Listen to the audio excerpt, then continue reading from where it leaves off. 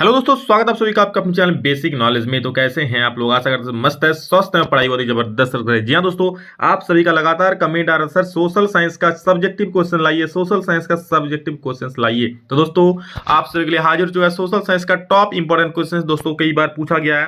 ठीक है, चलिए देखते हैं क्या है वो सवाल और अच्छे से समझ लीजिए। देखिए रटने का चीज नहीं है सोशल साइंस का, ये जो लाए इसमें तो छोटा छोटा उत्तर है, बट ऐसे काफी सारे सवाल होंगे जिसका उत्तर लंबे भी होंगे, बट आपको समझना है, रटना नहीं है। ठीक है, चलिए शुरू करते हैं, समझते हैं क्या है इसका उत्तर और एग्जाम में फोड़ कराना है आपको। सबसे पहला सवाल, आयात शुल्क से आप क्या समझते हैं? तो देखो क्या है, किसी देश की सीमा पर उस देश में आयात होने वाले वस्तुओं पर लगने वाले शुल्क को आयात शुल्क कहते हैं। मान लीजिए अमेरिका से कोई सामान हमारे देश इंडिया आ रहा है।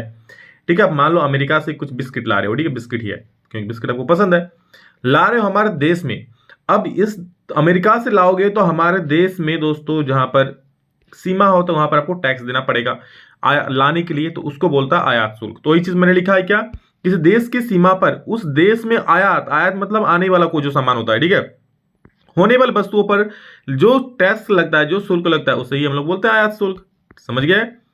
भारत में प्रथम आधुनिक वस्त्र मिल कब और कहां स्थापित की गई थी? तो याद रखिए, भारत में प्रथम आधुनिक वस्त्र मिल की स्थापना 1818 में कोलकाता के समीप फोर्ट ग्लास्टर में की गई थी। सबसे पहला तो हुआ था कोलकाता में, बट अगर सफल आधुनिक कारखाना की बात करें दोस्तों हम, तो ये हुआ था आपको 1854 में मुंबई में। ठीक है, तो आपको दोनों लिख देना है, एग्जाम में समझ जाएगा, समझना होगा। तो सबसे प्रथम हुआ था 1818 में, कहां पे? कोलकाता में हुआ था, फोर्ट ग्लस्टर में, और 1854 में मुंबई में हुआ था, कावाजी डाबर के द्वारा खोला गया था, जो कि सफल रहा, यह असफल रहा था कोलकाता वाला।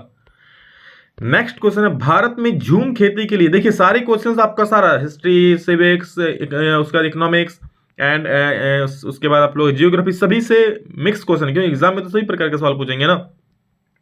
भारत में झूम खेती के लिए किए जाने वाले 4 राज्यों का नाम रखें जहां पर झूम खेती होता है। झूम खेती झूम झूम के नहीं करता है, ठीक है, इस प्रकार की खेती होता है, उसे झूम खेती बोलता है, मतलब एक्चुअली नाम ही है।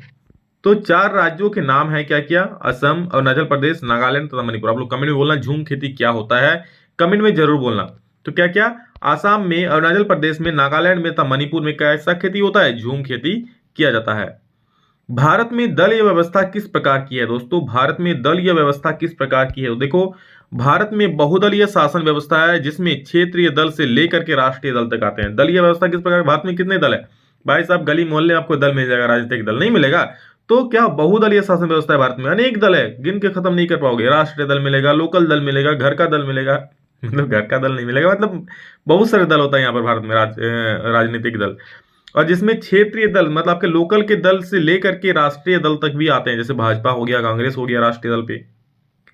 लोकतंत्र में पारदर्शिता से आप क्या समझते हैं? पारदर्शिता मतलब आर पार देख सकते हो भाई साहब। ठीक है, तो देखो क्या है, लोकतंत्र में पारदर्शिता का अर्थ है सरकार द्वारा किए गए कार्यों का जनता को स्पष्ट जानकारी होना।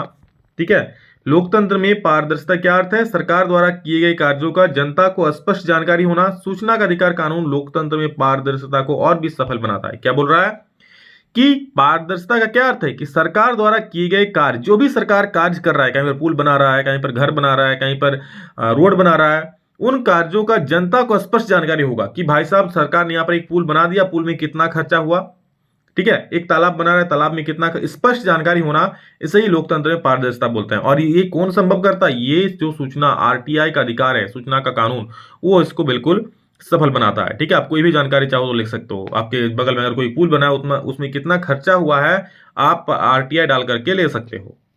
ठीक है, मुद्रा के कोई 2 कार्यों को लिखिए। मुद्रा के 2 कार्य क्या क्या होता है? तो देखो, मुद्रा के 2 कार्य निम्नलिखित। मुद्रा का बहुत सारे कार्य है, मुद्रा के बिना कोई कार्य नहीं होगा एक्चुअली। मुद्रा मतलब मनी, मनी, जी हाँ दोस्तों, रुपया। ठीक है, ना बाप बड़ा ना भैया, सबसे बड़ा रुपया है ना कहानी। तो ये चीज है, मुद्रा के 2 कार्य निम्नलिखित क्या क्या है? विनिमय के लिए, अब धन संचय के लिए। भाई साहब विनिमय क्या होता है? तो देखो, किसी भी वस्तु को खरीदने या बेचने के लिए मुद्रा मध्यस्थता की भूमिका निभाती है। आप किसी भी बाजार में जाओगे, ठीक है, आपको समोसा खरीदना है, क्या खरीदना है? आपको समोसा पसंद है, समोसा खरीदना है, तो आपको क्या पैसा देना पड़ेगा, नोट आपको देना पड़ेगा बाजार में, 5 रुपए का नोट, या अभी तो समोसा 6 रुपए का हो गया है। ठीक है, तो किसी भी वस्तु को खरीदने या बेचने के लिए मुद्रा क्या होता है? मध्यस्थता, मीडिएटर का काम करता है।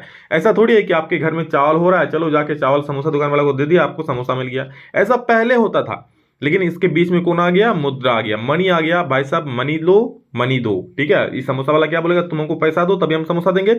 और आप अगर किसी को चावल बेचोगे दोस्तों, तो आप उसको क्या बोलोगे, तुम पैसा दो तभी मैं तुमको चावल दूंगा। तो इस प्रकार से मुद्रा के एक तरह से मीडिएटर, मध्यमा की भूमिका निभाती है। तो ये मैंने लिखा है विनिमय के लिए। विनिमय मतलब वस्तुओं का खरीद बिक्री, ठीक है। किसी वस्तु को खरीदने या बेचने के लिए मुद्रा मध्यस्थता की भूमिका निभाती है। दूसरा क्या, धन संचय के लिए। सबको पसंद है धन संचय करना, ठीक है। आमदनी 8 आना, खर्चा रुपया, तो धन संचय कहां से होगा भैया। तो देखो, हम मुद्रा के रूप में धन को आसानी से संचय कर सकते हैं। बिल्कुल, जाके 1000 रुपया कमाए यार, मजा आ गया, ठीक है। तो जाके आप बैंक में जाके 800 रुपया जमा कर देते हो, ठीक है। जो समझदार है वो जमा कर देगा, बाकी 200 रुपया का खाना खाएगा। लेकिन जो असमझदार क्या होगा, 1000 रुपया में से 800 रुपया खा के उड़ा देगा, दारू में, मुर्गा में, भात में, मतलब खा के उड़ा देगा, और 200 रुपया के बैंक में जमा करेगा। तो इस प्रकार से धन संचय होता है, ठीक है। तो आप लोग, चलिए वो तो एक एग्जाम्पल था। मतलब धन संचय मतलब क्या, हम मुद्रा के रूप में धन को जो आसानी से संचय कर सकते हैं, जमा कर सकते हैं, उसे ही बोलते हैं। धन क्या होता है, संचय होता है, मतलब रख सकते हैं। ऐसा तो थोड़े अब मान लो चावल को रख दोगे, तो चावल के अपना 1 साल रखोगे तो खराबी हो जाएगा ना। गेहूं को रखोगे खराब हो जाएगा। कोई भी अनाज रखते हो, कोई भी आपके बगान में होता है, उसको हमेशा तो नहीं रख सकते। लेकिन उसको बेच के अगर आप पैसा को हमेशा रख दो, कोई दिक्कत नहीं है भाई साहब। पैसा न सड़ने वाला है न गलने वाला है, ठीक है। हाँ, बैंक में रख दोगे तो आपको ऊपर से इंटरेस्ट मिलेगा, समझ रहे हो। अगला सवाल है, व्यापार अवरोधक से क्या तात्पर्य है। तो देखो, व्यापार अवरोधक एक प्रकार का प्रतिबंध है जिसका प्रयोग सरकार विदेश व्यापार में वृद्धि या कटौती करने एवं कौन सी वस्तु देश में कितनी मात्रा में आयात होनी चाहिए, ये निर्णय करने करती है। मतलब नाम से ही पता चल रहा है भैया, अवरोधक मतलब रुकावट, किसमें, तो व्यापार में। किस लिए करता है, जिसका प्रयोग सरकार किस लिए करता है, विदेशी व्यापार में वृद्धि या कटौती करने, मतलब विदेशी व्यापार को बढ़ाने के लिए हमारे देश में, या फिर उसकी कटौती करने के लिए। कि क्यों, एवं कौन सी वस्तु देश में कितनी मात्रा में आयात होनी चाहिए। मान लीजिए गन्ना बाहर से आयात हो रहा है, चलिए टमाटर आयात हो रहा है, ठीक है, बाहर से। तो टमाटर कितना आयात होना चाहिए, उसके अनुसार उस पर अवरोधक लगाया जाएगा। चाहे अवरोधक अगर नहीं लगाया जाएगा तो टमाटर पूरा आयात हो जाएगा, ठीक है। बहुत ज्यादा टमाटर आने लगेगा हमारे देश में, तो क्या फायदा, वो टमाटर सड़ के गल जाएगा ना। तो कितना मात्रा में चाहिए, उस पर अवरोधक लगता है कि हाँ भाई साहब, इतनी से अधिक मात्रा में हम इसको इंपोर्ट नहीं कर सकते, ला नहीं सकते हैं।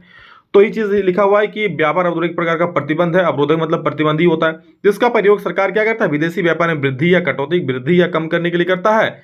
कि कौन सी वस्तु देश में कितनी मात्रा में आयात होनी चाहिए, कितनी मात्रा में कौन सी वस्तु आनी चाहिए, ठीक है।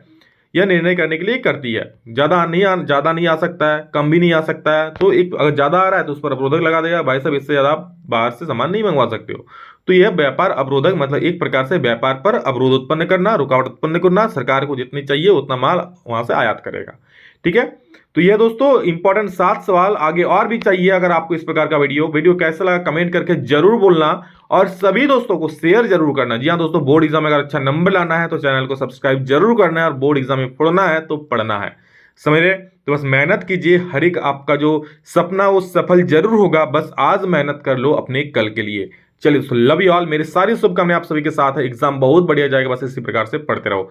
नेक्स्ट वीडियो में जल्द मिलते हैं, तब तक के लिए जय हिंद, वंदे मातरम।